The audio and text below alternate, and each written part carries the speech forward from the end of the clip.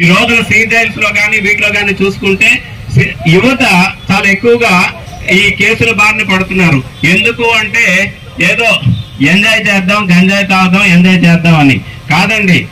గంజాయి అన్నది పూర్తిగా మన బ్రతుకుల్ని చిన్న భిన్నం చేస్తుంది అనమాట.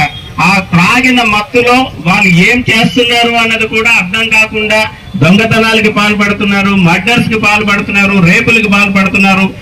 ఈ రోజున మీరు అనుకోవచ్చు మనం ఎవరూ తాగలేదు కదా, మన వాళ్ళు తాగలేదు కదా, వాడెవడో తాగితే మనకేంటి నష్టము అని చెప్పేసి. కానీ వాడిని అట్లా వదిలేస్తే ఎవరైతే గంజాయి త్రాగుతున్నాడు లేకపోతే మత్తు పదార్థాలకి అలవాటు పడుతున్నాడు అని చెప్పేసి మనం వాడు కదా పోతున్నాడు మనకెందుకు అని ఊరుకుంటే ఆ విషయాన్ని మనం దాచుకొని ఉండేలాగుంటే రేపొద్దున వాడి చేతిలో మనం కూడా బాధితులు అవ్వడానికి చాలా అవకాశం ఉంది. ఎందుకు అంటే వాడికి గంజాయి కావాలంటే డబ్బు కావాలి అంటే తర్వాత పక్కన దొంగతనం చేస్తాడు, ఆ తర్వాత ఏం చేయడానికైనా సిద్ధపడతాడు అనమాట. దయచేసి అది రేప్ జరగవచ్చు, లేకపోతే మర్డర్ జరగవచ్చు, ఏదైనా జరగవచ్చు. ఇటువంటి వేదనగా ఉండేలాగుంటే మీరంతా కూడా ఆ ఇన్ఫర్మేషన్ కానీ పోలీసులకు కానీ మీరు ఇచ్చేలాగుంటే ఇమీడియట్ గా వాళ్ళు తీసుకొని ఎవరైతే త్రాగుతున్నారో వాళ్ళకి డీ అడిక్షన్ సెంటర్ లో చేర్పించి వాళ్ళకి ట్రీట్మెంట్ ఇప్పించి వాళ్ళని మామూలు పౌరులుగా మంచి భవిష్యత్తు ఉండేటట్టు తీర్చిదిద్దడానికి మేము ప్రయత్నం చేస్తాం. అందులో ఇంతమంది మహిళలు వచ్చారు.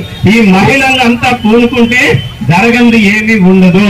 మీరు తలుచుకుంటే డెఫినెట్ గా మనం మన రాష్ట్రంలో గంజాయి లేకుండా చేయగలం. ఇప్పటికే మనకి అంతా కూడా ఇప్పుడు ట్రాన్స్పోర్టేషన్ మన జిల్లా కూడా ఉండేది. దాన్ని చాలా వరకు చెక్ పోస్టులు పెట్టి మేము నిరంతరం సీసీ కెమెరాల పరిరక్షణను వాటిని ప్రతి వెహికల్ కూడా చెక్ చేసి చాలా కేసులు పెట్టడం జరిగిందనమాట. చాలా వరకు ప్రివెంట్ చేస్తున్నాం.